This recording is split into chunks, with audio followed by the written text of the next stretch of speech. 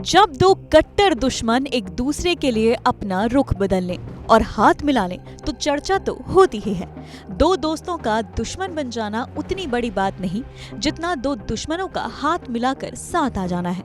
लेकिन आज इस बारे में हम बात क्यों कर रहे हैं? दरअसल हाल ही में एक दूसरे के भयंकर दुश्मन और एक दूसरे को रत्ती भर भी पसंद न करने वाले दो देश 7 सालों के बाद एक मंच पर दिखे। सिर्फ दिखे ही नहीं बल्कि एक ऐसा वादा कर डाला जिसने कई लोगों को चौंका दिया। हम बात कर रहे हैं ईरान और सऊदी अरब की। ईरान और सऊदी अरब ने बरसों पुराने झगड़े को भुलाकर नई शुरुआत करने पर सहमति जता दी है। दोनों मुस्लिम देशों ने 2 महीने में दूतावास खोलने पर हामी भरी है। दोनों देशों ने चीन की राजधानी बीजिंग में बैठकर शांति वार्ता की, जिसके बाद एक समझौते का ऐलान कर दिया। सऊदी अरब और ईरान 2 महीने के भीतर एक दूसरे के देशों में दूतावास फिर से खोलने जा रहा है और दोनों राज्यों ने राष्ट्र की संप्रभुता के लिए उनके सम्मान और उनके आंतरिक मामलों में हस्तक्षेप न करने का वादा किया है।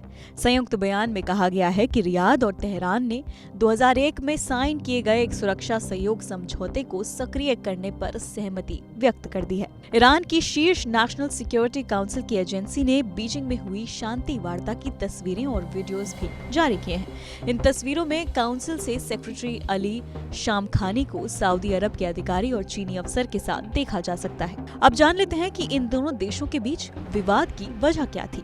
दरअसल शिया बहुसंख्यक ईरान और सुन्नी मुस्लिम सऊदी अरब पश्चिम एशिया के कई संघर्ष क्षेत्रों में अलग अलग पक्षों का समर्थन करते हैं। दोनों देश लंबे समय से एक दूसरे के घोर विरोधी रहे हैं। हाल के सालों में हालात और गंभीर हो गए थे। दोनों देश क्षेत्रीय प्रभुत्व के लिए लड़ रहे थे। इस विवाद के पीछे का कारण धार्मिक मतभेद है। दोनों इस्लाम के अलग अलग पंथ को मानते हैं। ईरान में ज्यादातर शिया मुस्लिम हैं, वहीं सऊदी अरब खुद को एक सुन्नी मुस्लिम शक्ति की तरह देखता है। दरअसल साल 2016 में तेहरान स्थित सऊदी दूतावास पर हमले के बाद से सऊदी अरब और ईरान के बीच कोई औपचारिक संबंध नहीं है। तेहरान में सऊदी दूतावास पर यह हमला सऊदी अरब में एक शिया मौलवी को मृत्युदंड दिए जाने के विरोध में हुआ था। लेकिन इतने साल बाद फिर से सऊदी अरब और ईरान एक मंच पे दिखे और इस सब के पीछे था चीन।